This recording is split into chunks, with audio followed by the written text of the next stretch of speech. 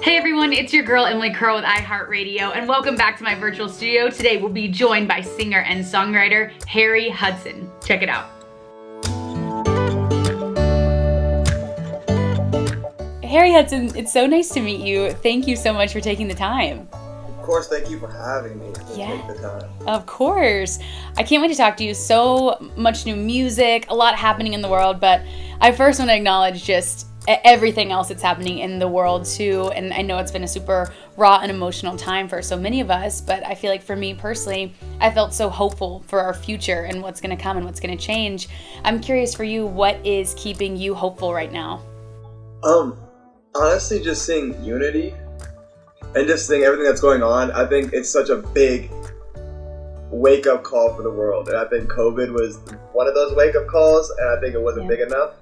And I think this was the extreme of like, we all need to wake up, and it's not just like washing your hands and being healthy. It's like we need to wash our sins and wash a lot of other shit that we need to get rid of. And it's like a lot of people, I don't think, have realized it because we're still learning. And I think right now what keeps me hopeful is that like we're willing to learn, and so many people are coming together, and like you're seeing old protest pictures, and then you're seeing new ones, and you're seeing more unity.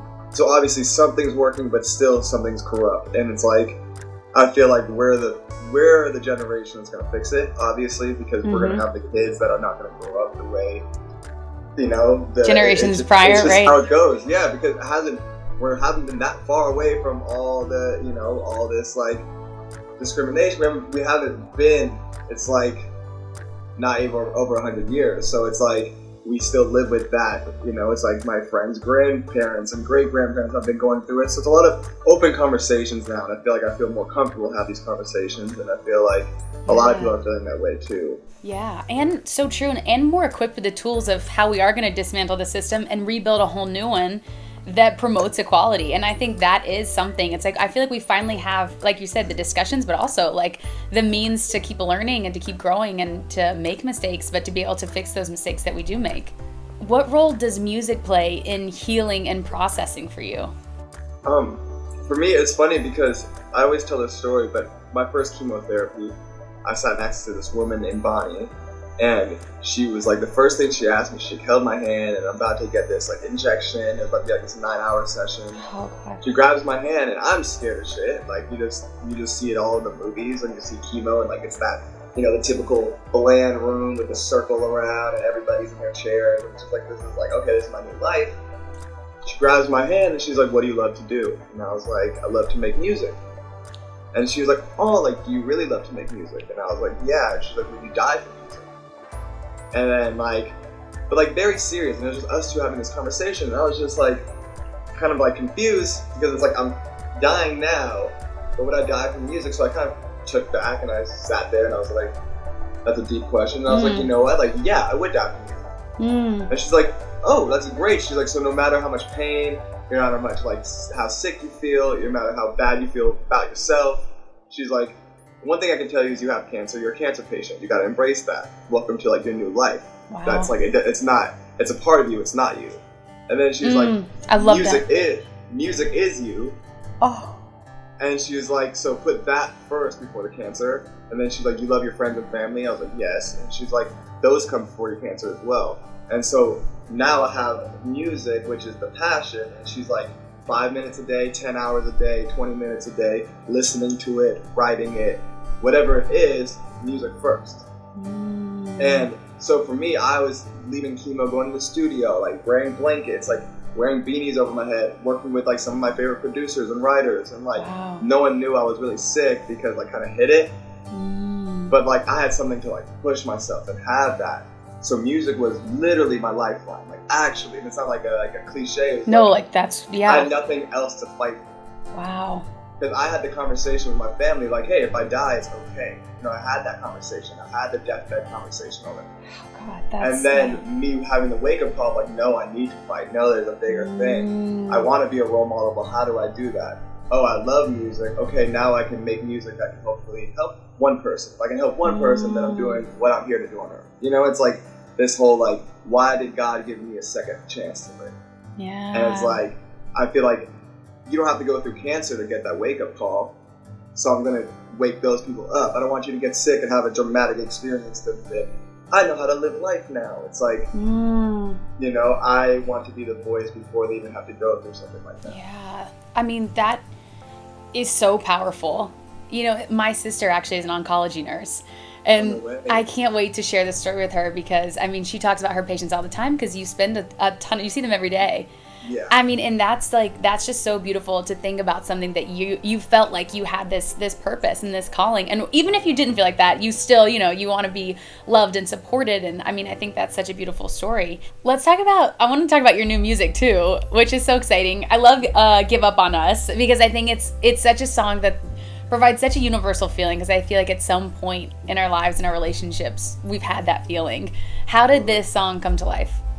Honestly, it was just, I was in this kind of ending of a relationship and like holding on, you know, and it was just a perfect timing. For me, it's like all my sessions are therapy sessions. So when you walk in, I walked with one of my good friends, Blake, and he produced it and wrote it with me. And I went to his house and I just walked in. He's like, "How you feeling?" And like I felt some type of way because I knew, like I was just like, "Yo, like I'm confused." So we had this beautiful conversation. He's like, "Oh, we should let's definitely write about this."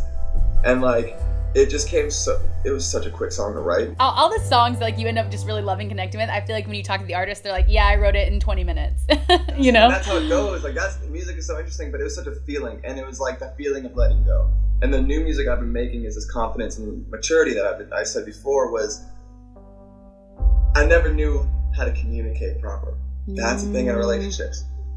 Let me tell you, women love communication. We love it. Let me tell you that much. You know, guys are not that great at it. So I've been learning that, and it was in a situation of like, I don't before as a younger man, I would be in relationships, and when I knew it was kind of ending, it was never like, let's end this. It was like, we're just not talking anymore, and then it's like weeks without talking. Dude, were you a ghoster? You ghosted? I used to be a ghoster. I used to be a young ghost, but listen, young ghost. You have to grow up to understand that I can admit that. That's true. That's powerful. That's maturity. What else are we going to see on this album? So you mentioned it's sort of a reflection of where you've been and what you've learned. What other songs, what other lessons are we going to get from Harry Hudson? Like I said, I think this project is very self-reflecting for me. My last album was very losing myself to find myself, you know, and it was like losing myself in the dark, finding myself in the light, and I was like going through really bad depression, and that was my last project, and this was kind of like getting out of that depression and where am I now, and it's kind of seeing this world on a level surface, you know, because my last project is deep, and it's like, damn, this is just really heavy feeling, and it's like, it was kind of rising to the ashes, and this project is cool, surface level, and I think the lessons are a lot of relationships within myself, within, you know, someone else, letting go of the grieving process and the guilt with my father, you know, so the first song and the last song is a conversation with me and him. Oh gosh. You know, and it's very, because that's how I ended my album, you know, and there's a song, so for me it's about my therapy session. It's me looking in the mirror and being like, yo, I don't know how to love this person. You know, and you're going to always go through this process, by the way. For anybody who's listening, it's you are going to always go through the process of not liking yourself. You're going to grow older. You're that one wrinkle is going to, I hate myself. You know, you're going to keep not liking yourself. So if you have to figure out how to love the soul within.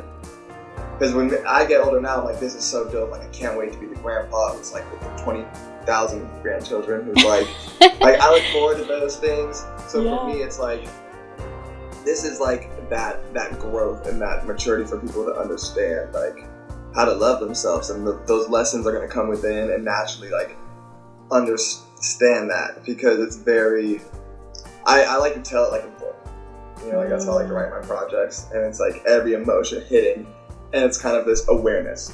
Well, I'm so excited. Thank you so much for sharing all these sides with you and being so honest and so vulnerable. When can we listen to the new album? When is it releasing? Is that a secret? No, I don't think it's a secret. I don't have a date. I know it's going to be end of summer. Okay, nice. I'm putting out a song this Friday.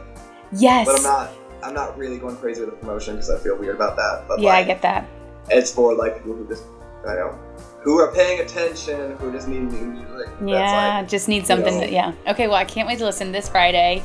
Harry Hudson, thank you so much for taking the time. This has been so fun. And hopefully soon we'll get to hang out in person at iHeart or at one of the events too. That's what I'm saying. I should be out in New York when all those things are done or whatever. Well, yeah, we'll see. It might be a while, but... Yeah, exactly. Hopefully one day this year. Oh, well, Harry, thank you so much. This has been so great. And yeah, we'll keep in touch for sure. Absolutely. Have a great day. Have a great week. Thanks, you too. I'll talk to you soon. All right, bye.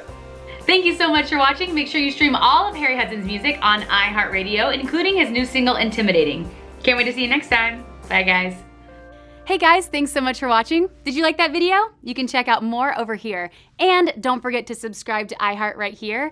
And if you're already a longtime fan, make sure you ring the bell down below so you don't miss a single video.